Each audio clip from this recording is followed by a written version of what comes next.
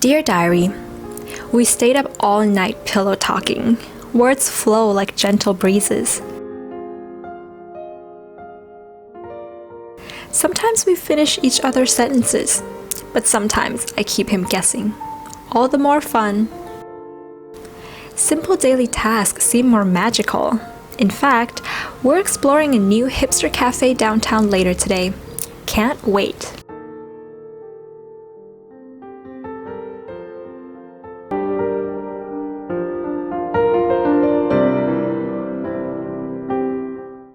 Hi beautiful souls, it's Tan here today with another video in our Moon in Houses overlay in the SYNASTRY series.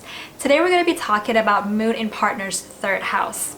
So that diary entry earlier was written from the perspective of the house person and how they feel when someone's moon falls into their third house. So I have made a video talking about what a SYNASTRY chart is, as well as another video guiding you through how to get a SYNASTRY chart cooked up with you and a particular person. So if you would like to, you can check out those two videos first, links up above and the description box below if you're not familiar with SYNASTRY, and then you can come back and watch this video. So the moon in the SYNASTRY overlay is showing an area of life of the house person that the moon person would like to nurture to the core, into fruition. It's also showing where the two people are going to be meeting up and acting more unconsciously.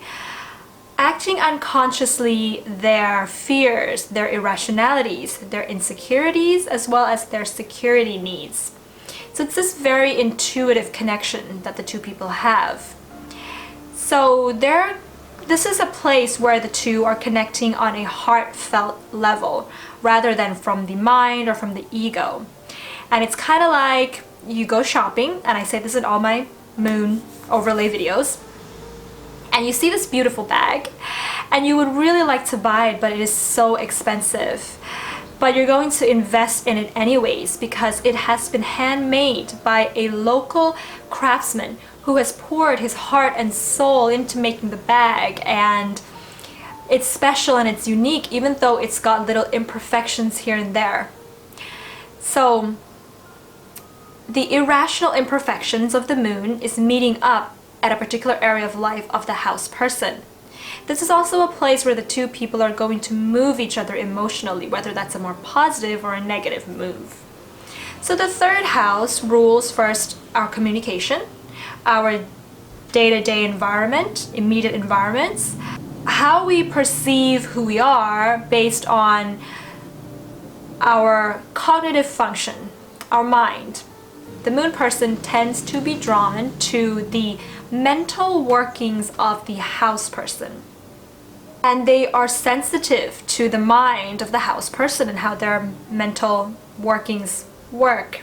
The moon person wants to nurture the ideas, the ponderings, the opinions, the self-expression through words of the house person. So this does allow for easy communication, unless the moon person's moon is maybe even square to Saturn or something like that, or Neptune. That can be kind of hard because the two people can maybe feel like they are speaking the same language when they're actually not, and they may not find out until later on in the relationship because of Neptune. If the moon person's moon is like square opposite Neptune, there can be a fantasy that kind of clouds the more rational or logical understanding of the house person's ideas.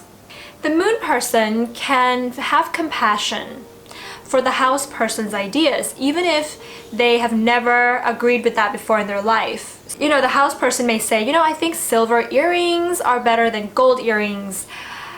And the moon person may have maybe never considered this before, or maybe they've always thought that gold was better than silver. But they may, when the house person says this, they may be sympathetic and say, okay, I can understand and see why you may think silver is better than gold with regards to earrings.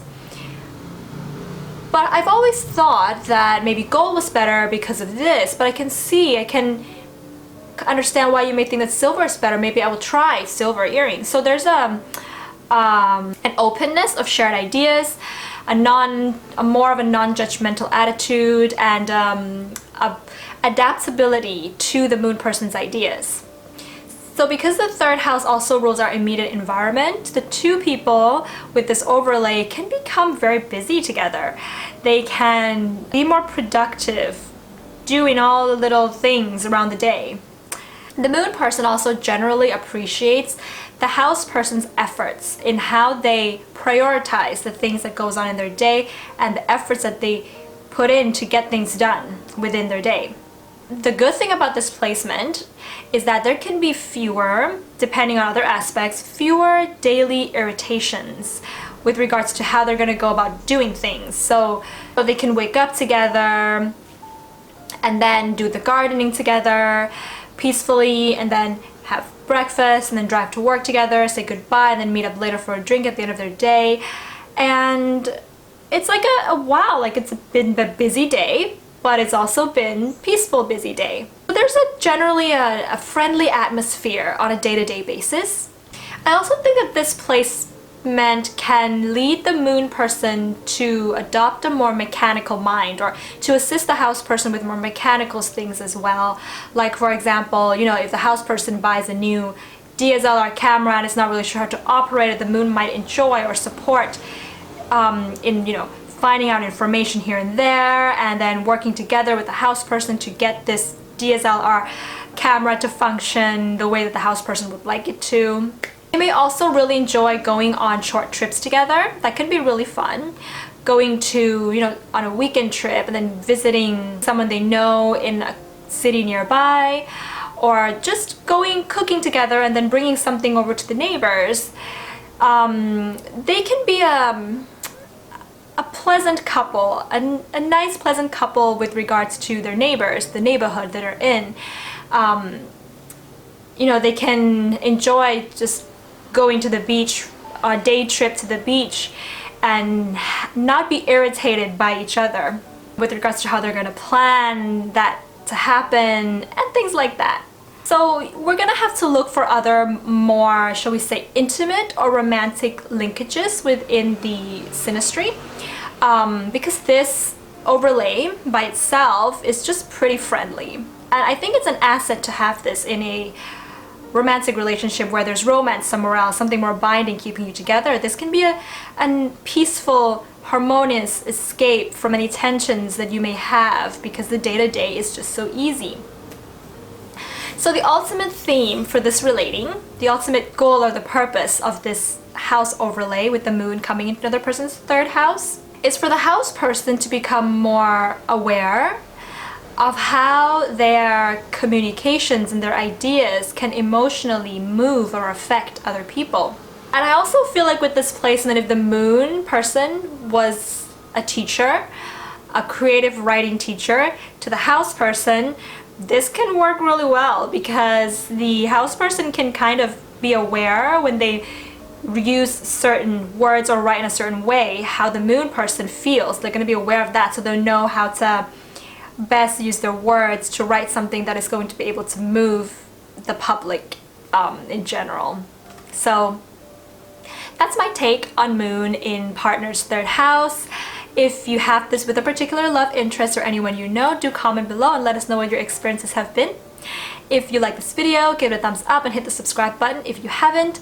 If you already subscribed, then thank you very much for coming along. I do birth chart readings, synastry relationship readings. All the information is on my website. You can check that out. And yeah, I'll be back very soon, beautiful souls, with the next video, Moon in Partner's 9th house. Bye!